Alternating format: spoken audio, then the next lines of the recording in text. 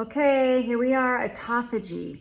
Autophagy is what is created from three things: cold plunging, fasting, and exercise. Autophagy is a process that breaks down old cells in the body. It actually eats your bad cells. So creating autophagy in your life can be very supportive, but also you have to look at some of the areas that it might be not so healthy, which is where that cold plunge question came in.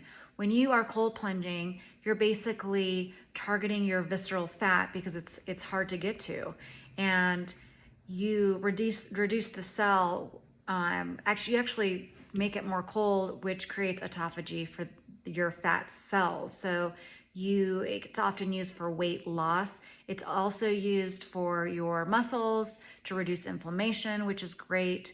It helps with your dopamine, your endorphins. It can even help activate your cortisol and bring it back to a base level. So there's a lot of good things about cold plunging, but it's not good for everybody. If you are a older woman that doesn't have a lot of fat, depending on your metabolic state, on what's going on with your system, if you don't have a lot of fat, you don't have a lot of muscle, you may only want to cold plunge for 30 seconds, right? And your water may not want to be that cold as well.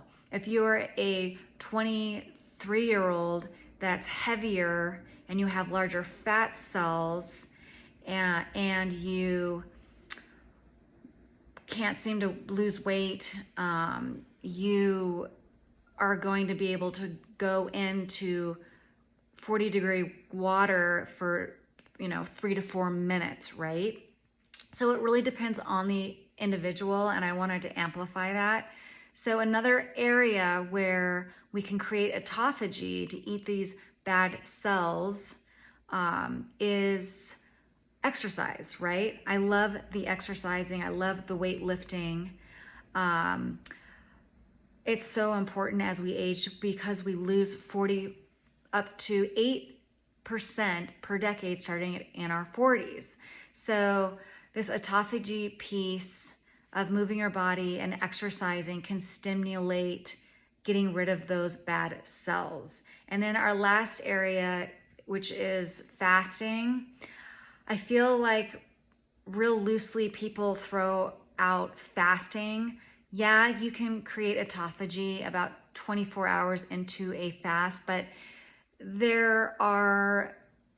I feel really strongly about this is that you can affect your metabolism. And so it's important, again, to look at your age, your weight, your muscle mass, your fat mass, and your skeletal system, where you are at in your life as a woman, if you really want to do fasting. I myself noticed that as I age, I'm 53, that I don't want to eat as much in the mornings. I'm not really hungry until about 10:30 or 11.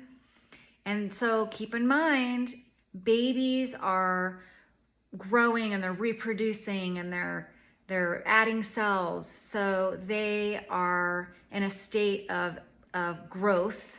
And as we age, we are in a state of decline.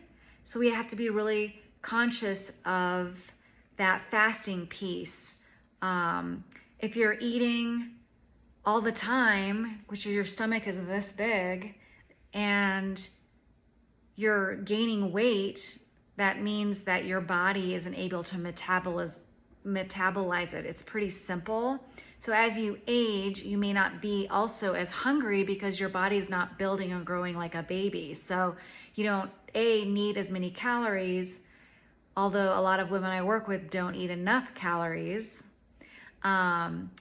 B, it's really important to keep in mind what your body needs at the age that you're at. So that's the point.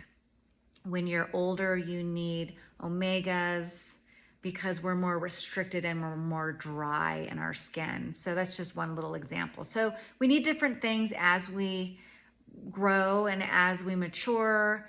And so this autophagy piece is very powerful. and again, activated by exercise, fasting, and cold plunge. But you really need to look at your whole person to see where you fit into the categories to where it's most healthy for you.